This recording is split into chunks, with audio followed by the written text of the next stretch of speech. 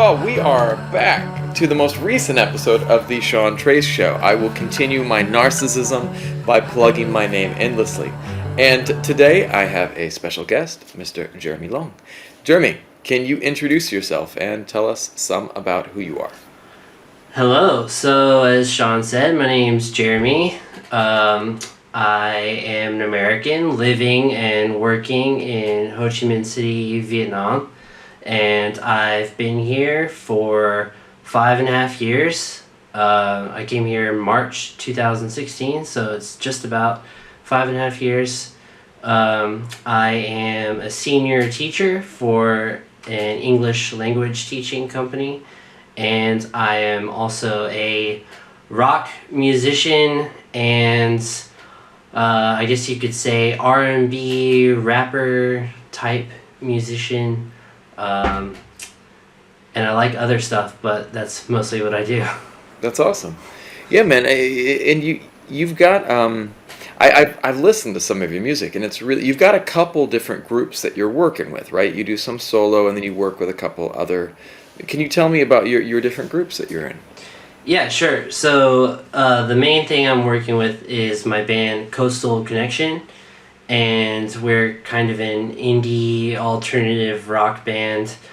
It's difficult to define genres these days, I think, and it's this was a conversation we had on one of my recent podcasts. Yeah, it's kind of annoying that you have to be put into a box to make sales, I guess.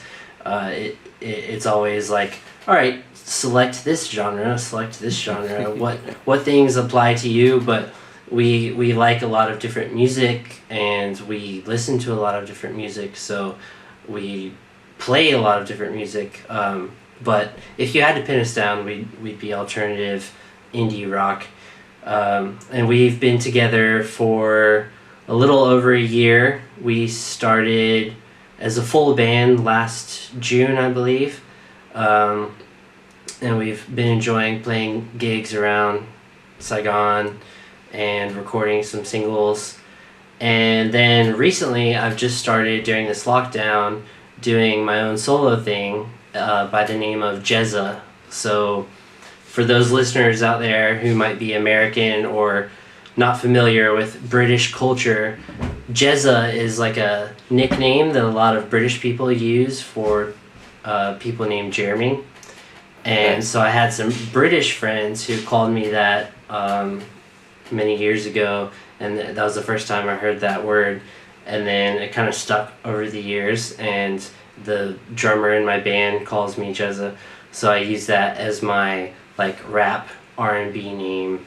And the guitarist in my band, he's the one that produces the music for that, so he makes the beats, and he plays guitar and plays the synths and keyboard and stuff, and then I just work with him to make the direction of the songs and write the lyrics and sing/rap.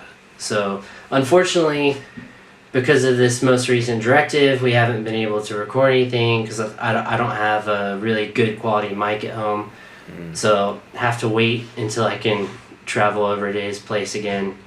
But yeah, working on band stuff and working on solo stuff right now. It's for people who don't know. Not everyone knows that where we're at. We're both living in Ho Chi Minh City, which is formerly known as Saigon in Vietnam, and we are currently under a pretty extreme lockdown as the Delta variant has caused a lot of trouble worldwide, but especially here. And we're in a holding pattern per se as we wait for things to kind of shift and open back up. But you guys were doing some cool stuff before the lockdown, and I'm sure it will get going again soon. But let's talk about your musical history. Like, when did you get into music? How did that all work for you? Well, so I come from a fairly musical family. My mom could play piano decently, but my grandmother was a professional pianist, and my aunt, so my mom's sister, she is a professional celloist. Wow. And she's retired now, but she used to play in big orchestras. in around Western America mostly. Um, and my dad can sing, but he's not like musical per se. Um, so I grew up doing a lot of musical theater actually, and I know you're an actor, and that's something Hmm. we haven't talked about before. But I used to do a lot of musical theater That's in the awesome. community theater, and I did a little bit in college as well. Um, so I've always been around music. My dad has a big record collection. He used to always play like a lot of classic music, Beatles, Rolling Stones, Very cool. Beach Boys, Jimmy Buffett, James Taylor, like Very all cool. kinds of classic stuff. So that's always been in my background. I don't think I really appreciated it until I was older, which I think applies to a lot of people. Like you're exposed to all this great music, but then Right. you don't realize how great it is until Until later on. until you're older. Yeah. Um, so And, I but you're also thankful for it. Like yeah, for sure. I've been. I remember my dad's record collection, and I remember the stuff that they had. I remember he had this one, original pressing of the Beatles' Rubber Soul that I would always throw on Oh, and play all the time. It was great.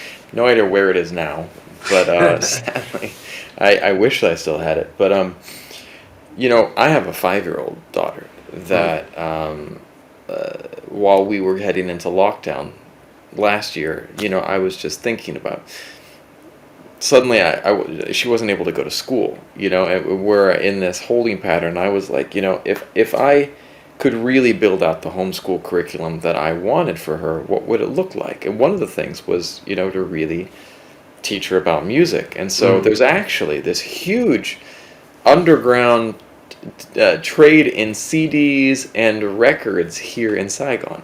And so mm. there's a bunch of people that are selling music, so I bought way too many CDs and records last year just as a way of exposing my daughter.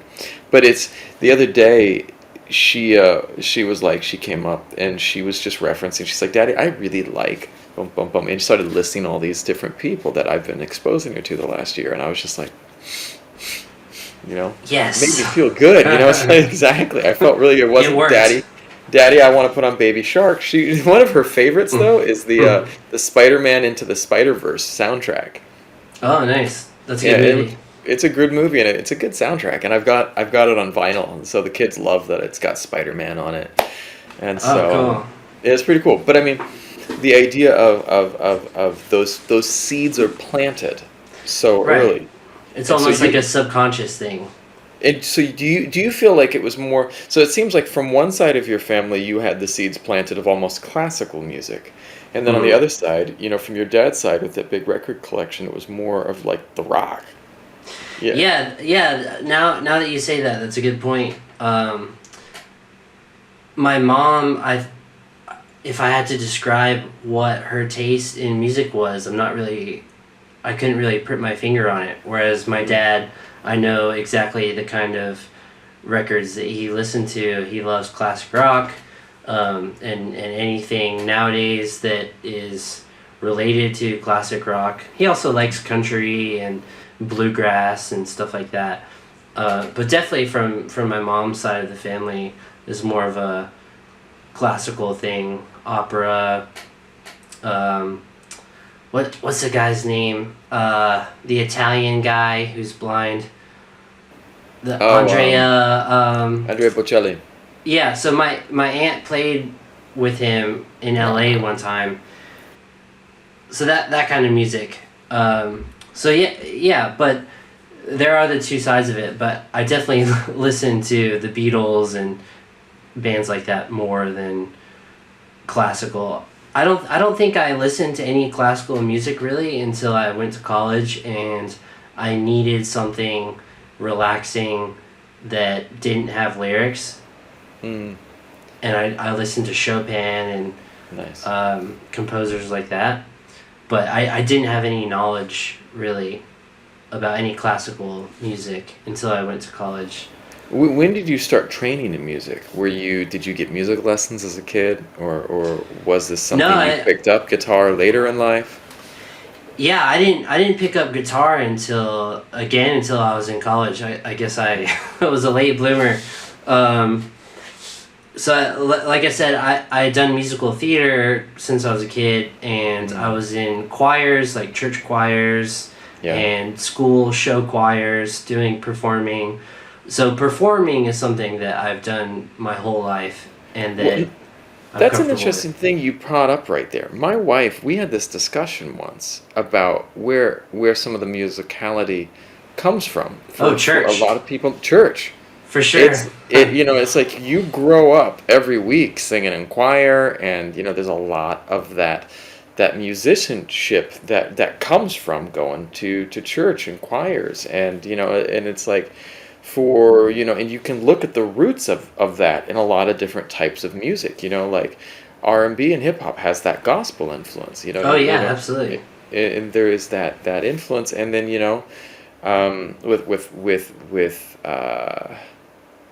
with classical music, I mean, so much of it was tied to not per se just religion, but to religious messages. Mm-mm. So it's interesting. Oh yeah, for sure. I mean, going back many hundreds of years, there are all these famous pieces that were written for the organ or Hmm. for piano to be played at a service. And then more recently, in the last century, all these black communities were focused around churches, Hmm. and these great musicians like anyone from Michael Jackson to Hmm. Prince, whatever artist you want to say, um, and Elvis, to name a white musician, Hmm. were all brought up in the church and sang in the church, Hmm. and those communities really created, like you said, musicianship. I think that the first time I learned how to sight read choral music was in my church choir, and then I got taught in that skill a little bit more when I joined my university choir. Hmm. But that was my first exposure to reading any kind of music, and I can't read like regular pieces of music like piano or Hmm. guitar or anything like that. But if you give me a starting pitch and choral music, I can read that, and that's because of the choir. Yeah, and I'm with you on that. I sang in choirs in high school, Mm. and then in college I got into the gospel choir at my university, and just got to go to see some amazing, and just to see, uh, you know, because I think there's something that I noticed very often, and my wife and I got into this discussion about when you would see people, and they would almost, in the ancient Greek and Roman times, there was the idea of the muse, of Mm. this almost like this deity that would come in, and people would be, or you see some of the tribal shamanism. If you go watch, like cultural anthropology class, and the Mm. people are chanting and singing, and they just Mm. kind of like the music becomes a conduit for something almost spiritual, otherworldly. Mm. And I think that that's something that you can witness at times in church. The idea of this spirituality to music, and I would argue that spirit was in the music of someone like Elvis, or for sure, those people that are just like on the edge of almost, the word I would use is ecstasy. Right, They're right. at that edge of losing control, and I mean, it's for sure in rock, all throughout rock. Oh You yeah, know, yeah. I mean, like Chuck Berry, yeah. yeah, dancing around the stage like a madman, or Jerry Lee Lewis, people like that. Mm-hmm. I think the greatest performers, they can really channel something, and Yeah. I don't think that even today in 2021 we have the ability to diagnose what that something is, Right. and we may never not we may never not be able to. Yeah. But it's clear, as you said, that those certain people, they can just take that muse, but it's an unwritten, unspoken, unseeable force that they can kind of channel. And Um, it's something that you can feel. It's like when mm, you're in the audience at a show like that, you can feel it, and it's just it's a tangible thing. It's really a special thing that and this is one of the things that I'm going to say so massively. This is one of the things that I think has been the hardest of the lockdowns is the absence of live music. oh You know, yeah, and I see it from my wife. My wife is a singer here in Vietnam. right. And one of the things that's special about her is she is amazing live. Mm, Absolutely amazing live. And the fact that she hasn't been able to perform has been really, she doesn't have that that musical ecstasy per mm-hmm. se, and it's just it's really challenging. How do you feel uh, performing live? How does performing live make you feel? Well, it's funny when we were just talking about those special performers. I was kind of thinking about my past experience, and this might sound a little ridiculous, but No. every time that I have to go perform in front of a decent sized crowd, I always feel like I have to use the bathroom. I'm with you. Even if I go to the bathroom like 5 minutes beforehand, I always feel that way. I'm like, okay, I'm gonna go real quick, and then I'm gonna be good. And it's like it's but that is just a physical symptom of this excitement and Yeah. nervous energy. But I think something that helps me is that I feed off of that. So Yeah. I use that. It's kind of like heightened senses, you know. Yeah. You have all these people watching you, and there's this feeling of don't screw it up, don't screw it up. But that's just one part. The other part for me is I want to do well so that people enjoy themselves Yeah. and are impressed by what I do. I want to prove myself. So there are all these different feelings. And I hadn't performed in front of people, like in front of a large crowd or a decent sized crowd, for many years, because the first few years that I was here in Vietnam, I wasn't in a band or anything. Mm. I did like a charity open mic thing one time, but it was like 5 minutes. So the last time I had performed in front of a sizable crowd was in my university choir, where I was one of like 60 guys. So, and I was a bass, so I was in the back. Um, Yeah. so I hadn't been like front and center in front of people since like a musical at the end of high school. So when we started doing gigs with my band around town, I was very nervous for the first like 5 or 6 shows, because Mm. I also just didn't know how the reaction would be, because we were a new band. We had original music mixed with covers, and we didn't know how people would react to it. And I got more and more comfortable, and now I feel like I'm back in the comfortable space of how I was when I did theater, and I really enjoy it. I just want to go out and do it as much as I miss it. possible. Yeah, I I know. feel there's an electricity that I feel like I get. Like Mm, I did martial arts, and when I would get ready to go and compete in a like a sparring or something, there would be this fire that I would feel.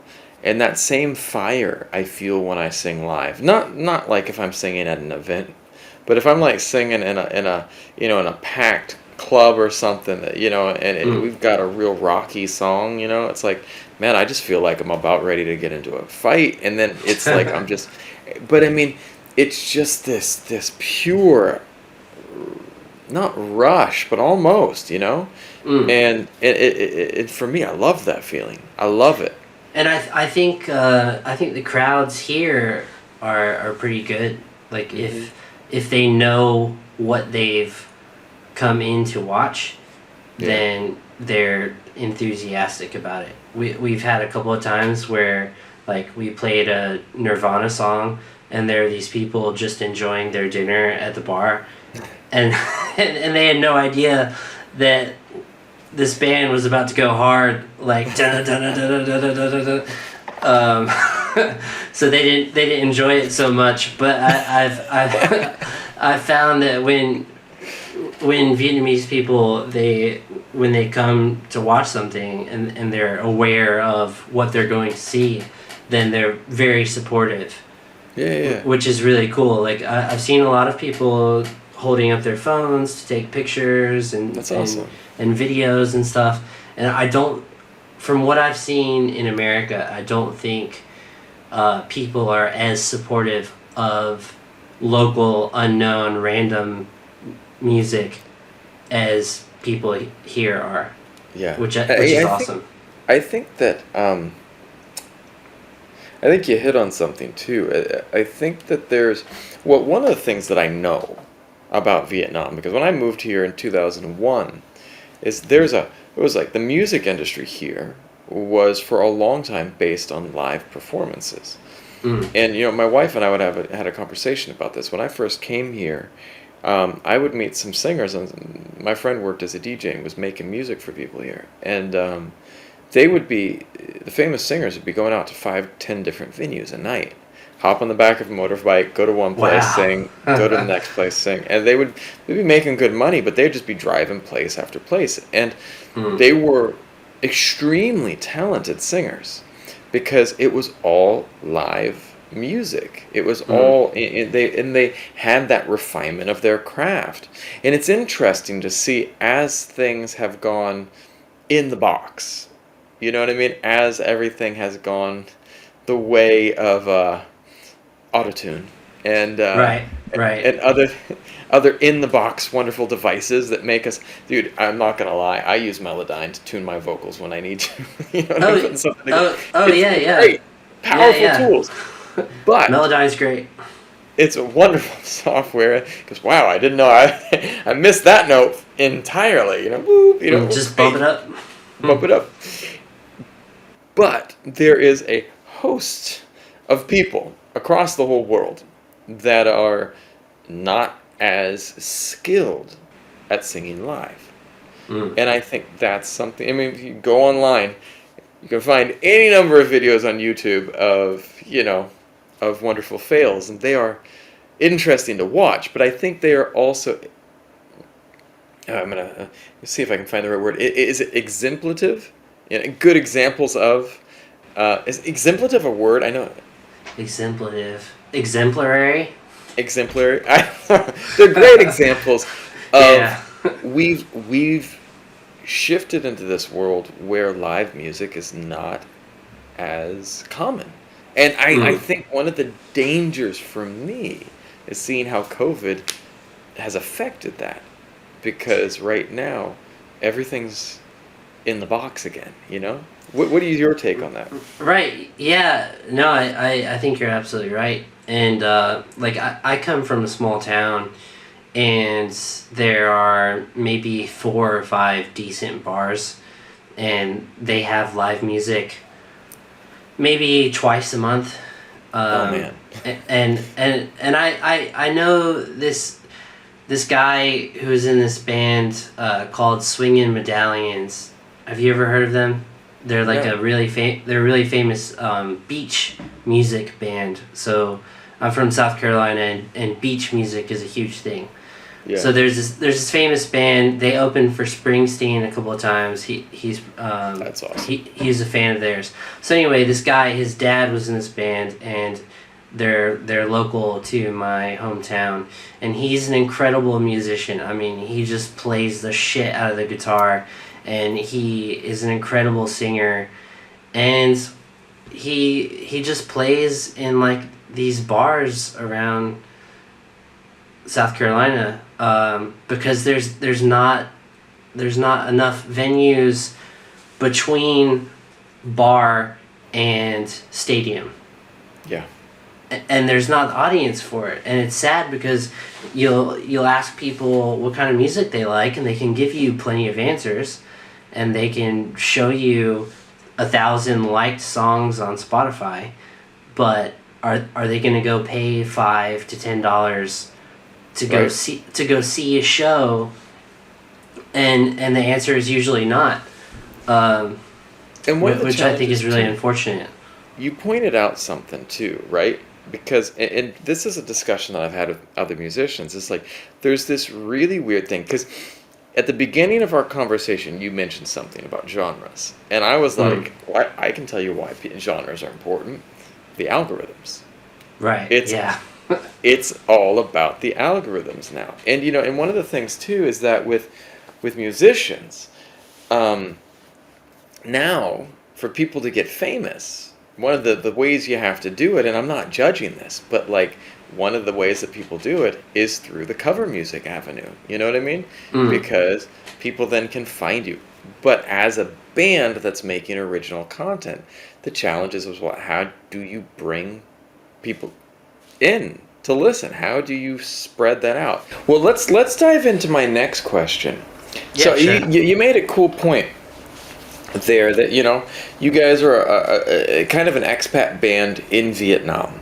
Now, but the cool thing about music is, like, you know, you can be based anywhere and still try to make a run at it, you know, internationally or whatever, because of the new, you know, because of new media, because of social media, because of, you know, Spotify and all that. What is your... Let's imagine. I keep pulling this one out this week. You've got Aladdin's lamp. You got the genie in the lamp. You know, you rub it, pops out. What would you wish for with your music? Oh wow. That's a good question. Right. I think I would want a lot of people. I won't give a specific number or like countries or whatever. I would want a lot of people, far more than currently are listening, to hear our music and at least appreciate it. I think that would be my number one goal, because if you just gave me whatever I wanted, I don't know if I would want to be super famous or touring around the world or something, because I think those two different things are very difficult on a person's psyche and personal life. So my best hope for our band is to be recognized well, and for people to enjoy our music and connect with it. So we always try to connect, and as a songwriter, that is something that I always hope for, that my personal experiences that I'm writing about and singing about, someone else can relate to, and like if it's something about a bad situation, they can take solace in the fact that someone else is experiencing that. That's really special. And I'd love to tour around Vietnam. Yeah. I'd love to go to different cities around Vietnam. And I guess like the ultimate goal would be to tour around Southeast Asia. That would be sweet. Nice. And you know, the sky's the limit. It's kind of interesting you poked at something there, like the idea of what you like and don't like. There was this one band that my wife loved when she was a kid called the Mofats. I never heard of them, but they were like, there was a group of Canadian guys, and they were these three guys, three brothers, I think, and they formed this like Canadian boy band. And they have a bunch of boy bands that got exported to the whole world that we never heard about. You know, it's like I know about NSYNC and Backstreet Boys, but there were tons that were marketed around the world. It was really like a big thing here. And there were all these bands that people have shared with me, like, oh, you sure you have to know this band? I was like, I've never heard of them. Do you know Westlife? I know Westlife. That's another one my wife loved. See, I had never heard of them Yeah, until of learning here. Yeah, like same.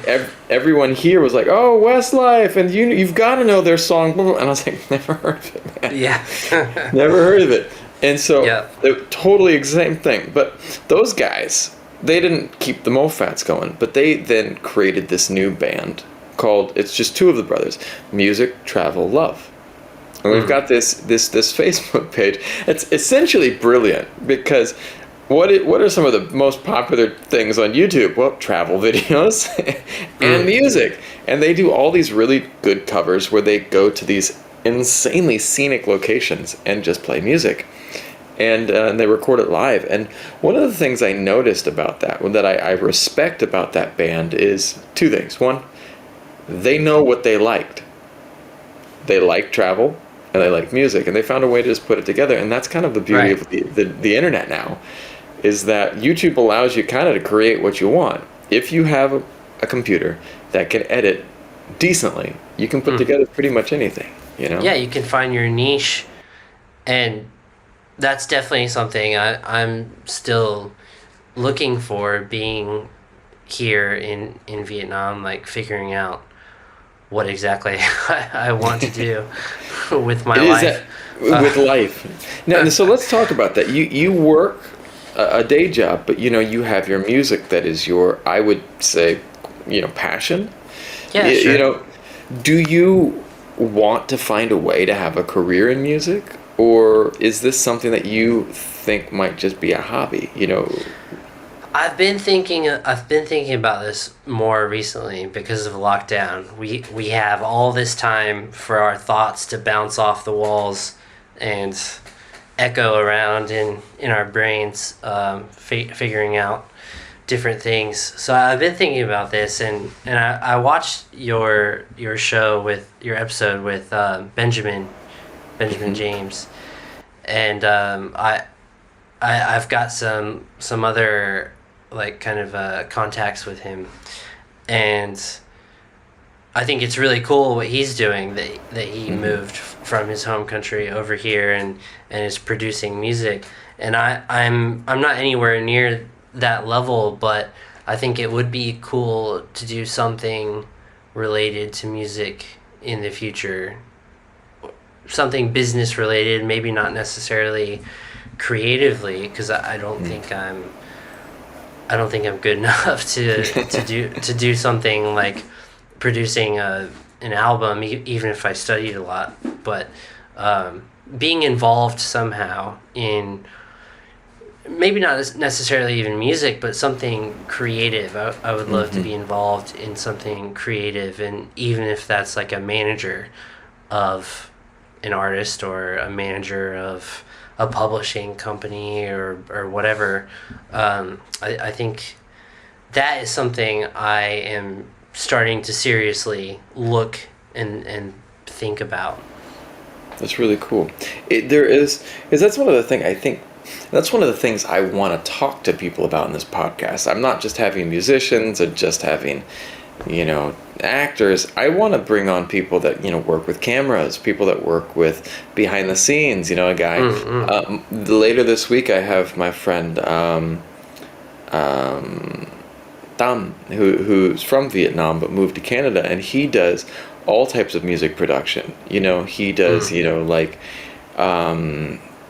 he is a producer, but he's also an audio engineer. He's also like a recording tech. He's also, a mix engineer. And like, my point being that there are these so many jobs in this industry. Right.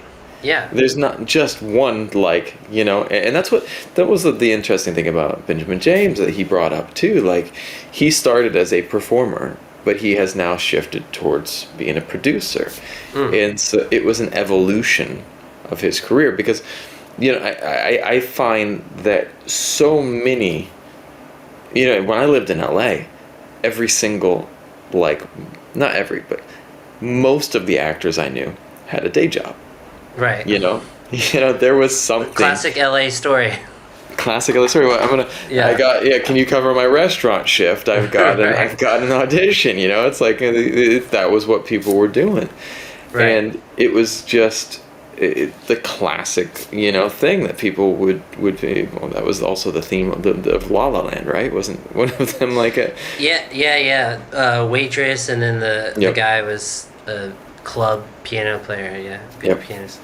Yeah. It, Yeah, and you're right. There's so many opportunities, and I think, at least in American culture, we really push this idea of being the best at whatever you want to do, right? So if you're a kid and you think, I want to be a doctor, then everyone tells you, oh yeah, you're going to be the best doctor ever. And of course, you should tell kids to follow their dreams, and it's good and necessary to encourage people. Not saying anything about that, but I think that in America particularly, we try to push people to these expectations that are not necessarily realistic. And so not everyone can be on the Billboard Top 100. Not everyone can be a brain surgeon, but you can still do something that is related to whatever your passion is, yeah. and find fulfillment in that, and other avenues like family and hobbies and whatever. There was this one idea that I remember, like the idea of trying to figure out how to say it. Can't remember the example that was given to me, but it's like, you're right. We always say that, it's like, let's say you get this person who's like, oh, you're going to be an Olympic level athlete, and And they're 10 years old. yeah, and they try and they try and they try, but the highest they get is equipment manager. You know what I mean? But I mean, maybe they're really good at that. And this is I have a story about this. So that this is something that was interesting for me. My high school, all the cool kids were on the gymnastics team. We had a weird high school. Yeah, that is weird. The gymnastics team at my school was the thing. It's a weird school, but I mean, they had acro gymnastics, and all the cool people were on gymnastics. And I was not the most coordinated kid, and I tried as hard as I could to become a gymnast. I did, and I was training with the coach. And I think if someone had to put a little bit of extra help to help me get there, I could have gotten there. But, they wanted the kids who already were more fit than I was, and so, the coach, lucky enough, was a nice guy. And he tossed me a bone. He's like, do you want to be our videographer? We need you to video all of our things. And I was like, I'm a videographer. What is this? It was my first job behind the camera. And, I got to go everywhere with the team, and that was my first job running a camera. And now I look at it, at that time I was like, I failed. I didn't make it on the gymnastics team. But now that I'm in film, and that part of my job is running a camera, it's this mind-opening thing. I was like, wow, that was part of my career. That was this thing that changed everything for me. And so That's something awesome. that seemed like a failure was actually laying the foundation for bigger things. Right. It's like a door shut but another open. Yeah. Now, do you have, if you could go back in time, do you have any advice that you would like to give, your younger self? Oh, probably a lot of things. Well, I made a good decision by moving here, so nothing related to where to live.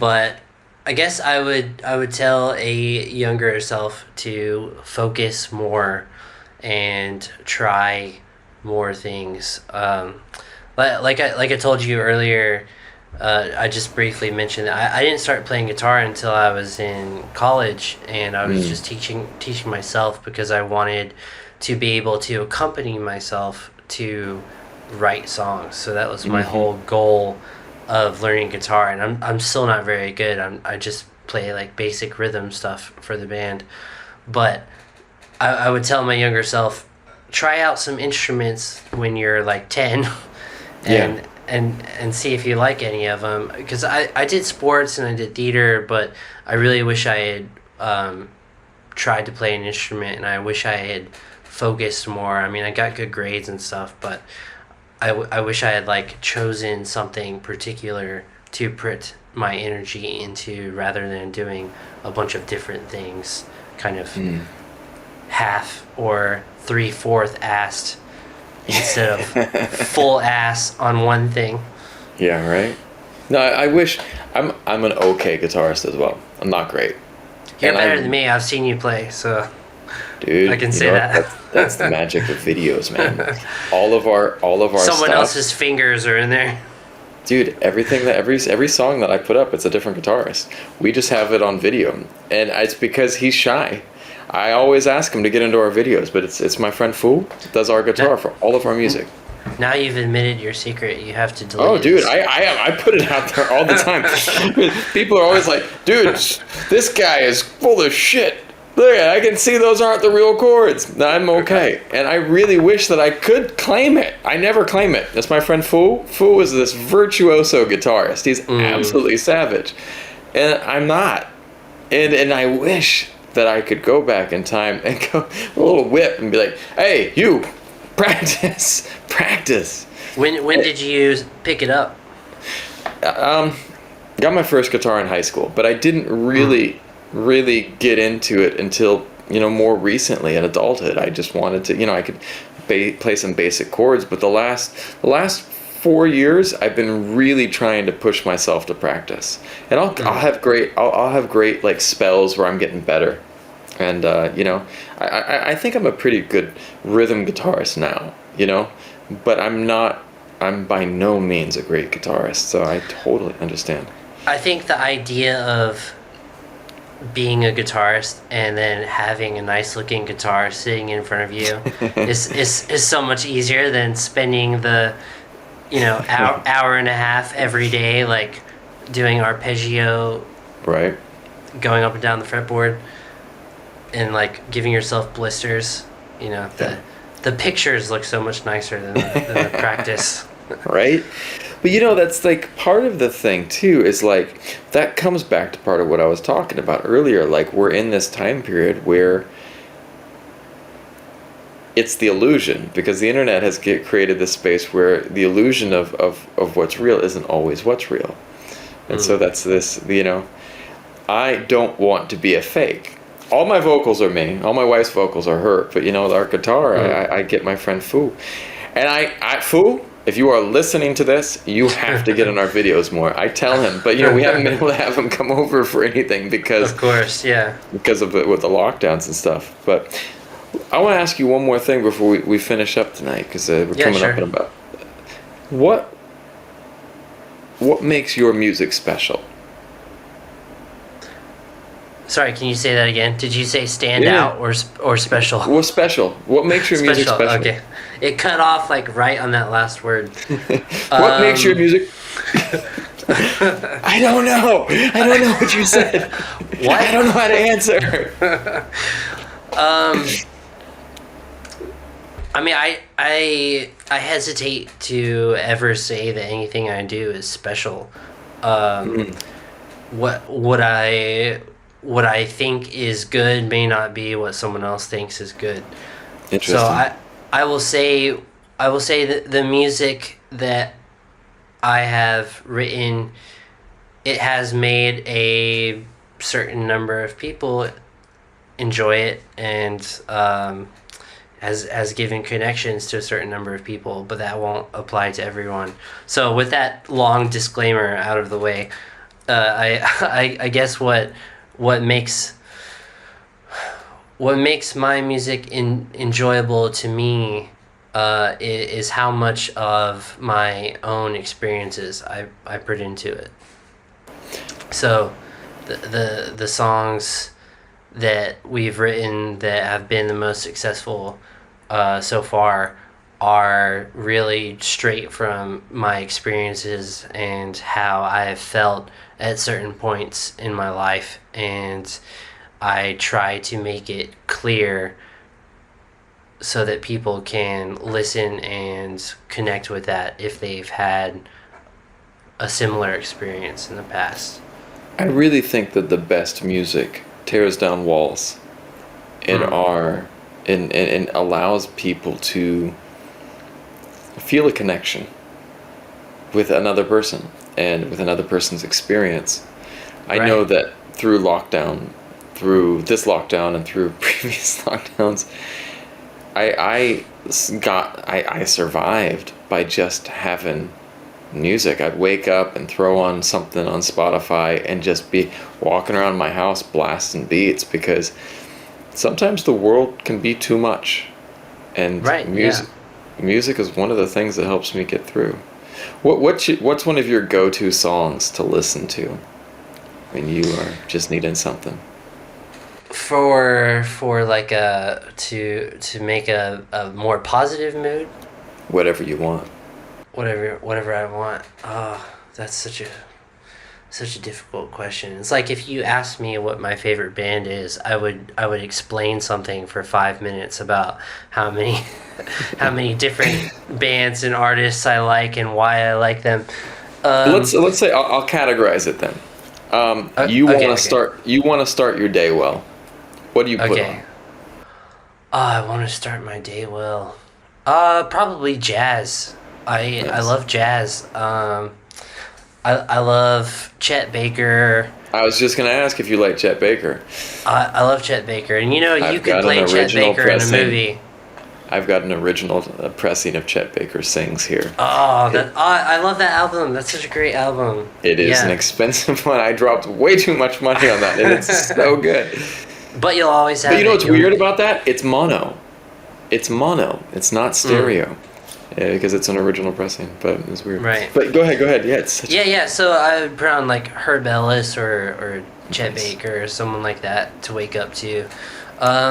When I'm feeling like kind of down and I want to go into that feeling, sometimes when you don't feel so well mentally, you want to just like keep pushing that and like just wallow in that sadness. Mm-hmm. Maybe that's just me, but No, if sometimes I feel you, man. I feel yeah, you. it's like you Some, you you like just go all the way with it, right? yeah. And then Um, it's cathartic because you're yeah, just you're not hiding it. You go into it, and and you then can you get let this, let it out. yeah, and let Yeah. you get that release. So, one song would be "Let It Be," the Beatles. I feel you. Um, that's both like cathartic and Uplifting. inspirational and Yeah. uplifting. Yeah, for sure. My wife and I just finished a cover of Let It Be that I'm trying to shoot in the next couple days. So it's Oh, one of sweet. my go-to songs for hope. I don't know why, but I find hope in that song. Well, yeah, it's about his mother telling him that everything will be okay, basically, and Yeah. the title. I mean, let it be, especially in this point in time that we're at here in Vietnam.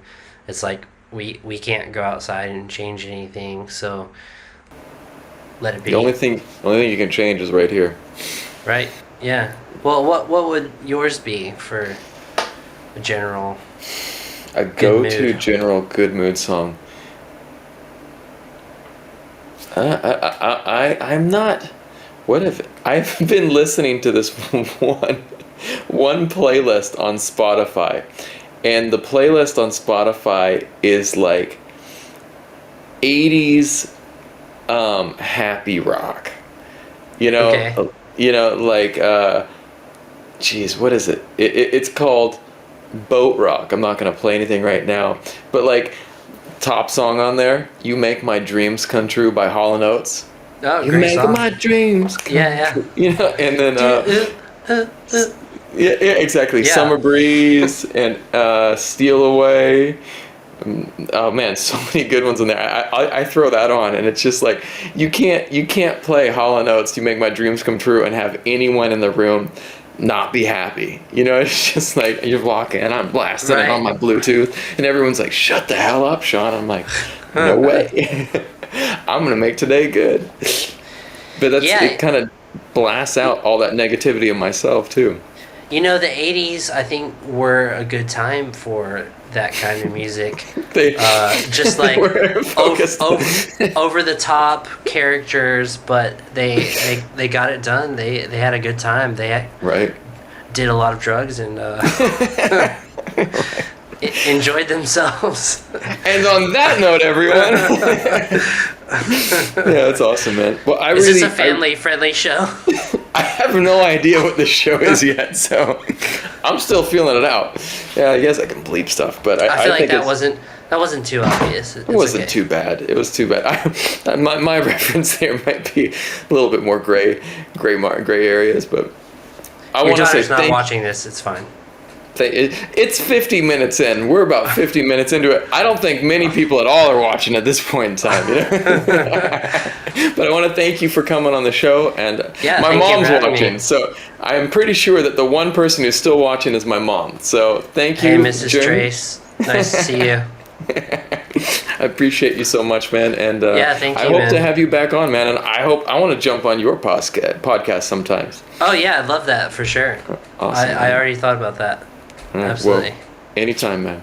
Well, thank you guys for tuning in tonight. Do you have anything you want to finish up with tonight, Jamie?